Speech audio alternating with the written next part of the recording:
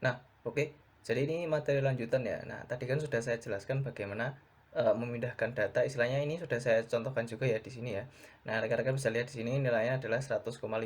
Nah, ini gimana caranya? Nah, perlu diingat ya. Jadi kalau untuk yang floating point itu kita pakai move ya. Kalau yang integer itu pakai move. Nah, ini kita ubah dulu istilahnya.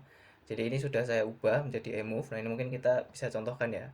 Eh, istilahnya ya nanti kan kalau misalnya rekan-rekan ingin tahu ya kan ini bisa kita mungkin saya mohon maaf saya mungkin tidak pakai shortcut ya walaupun saya bisa karena untuk recordernya ini dia sangat sensitif sensitif dengan shortcut jadi takutnya malah ke stop atau bagaimana itu jadi saya di sini memang jarang menggunakan shortcut gitu ya video dan biar rekan-rekan bisa melihat ketika saya menggunakan shortcut kadang rekan-rekan tidak akan tahu saya memencet tombol apa gitu, menekan tombol apa seperti itu.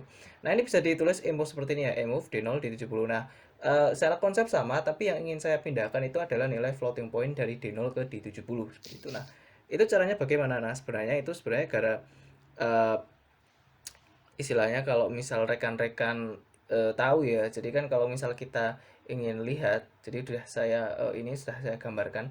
Nah, untuk floating point sendiri itu sebenarnya kan dia terdiri dari 216 bit ya, dua apa namanya, 216 bit data. Nah, 116 bit data itu kan integer sebenarnya. Jadi ketika rekan-rekan menggunakan floating point ya kan, ketika rekan-rekan menggunakan floating point itu dia sebenarnya adalah menggunakan dua memori integer 16 bit seperti itu. Nah, jadi ada perbedaan di situ. Oke. Nah, jadi rekan-rekan istilahnya bisa apa namanya? Konsepnya tuh yang dipegang adalah itu. Jadi kita akan mengirimkan dua data integer 16 bit ya kan ke dalam D0 ya kan.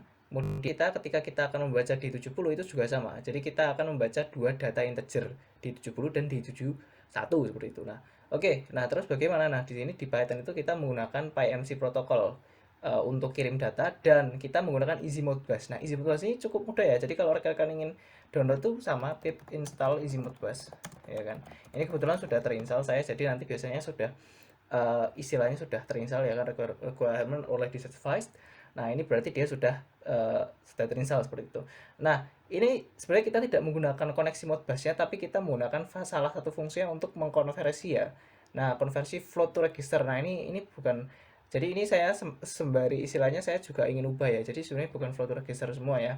Nah, yang pertama itu istilahnya kan kita ingin mengubah float ya kan. Float ini kan 156 ini yang kita ingin masukkan ke dalam ke dalam array dengan dua data integer 16 bit. Nah, ini yang kita masukkan ke sini. Nah, dari situ nanti bakal ditampilkan ke GXWorks ini. Nanti dapat nilainya yang floating point seperti itu. Nah, itu kita menggunakan convert float to register ya kan. Jadi istilahnya kita ingin mendapatkan dua data 16 bit yang didapat dari satu data floating point 32 bit. Nah, terus kebalikannya ketika kita ingin membaca data atau istilahnya membaca data nanti kan kita dapat dua data integer kan 16 bit. Itu yang ingin kita konversi ke floating point 32 bit. Jadi kebalikannya ketika kita membaca seperti itu. Jadi kita di sini pakai convert register to float ya kan. Sini ada double. Double itu apa? Nah, double itu dia menggunakan yang ini kan tadi kalau untuk float itu dia 32 bit. Berarti dia 2 ya. Nah, kalau double itu dia 4 atau 64 bit. Jadi 16 16 16 16. Yang perbedaannya apa? Itu dia perbedaannya lebih ke ini ya, lebih ke akurasi aja, akurasi dari angka di belakang koma seperti itu.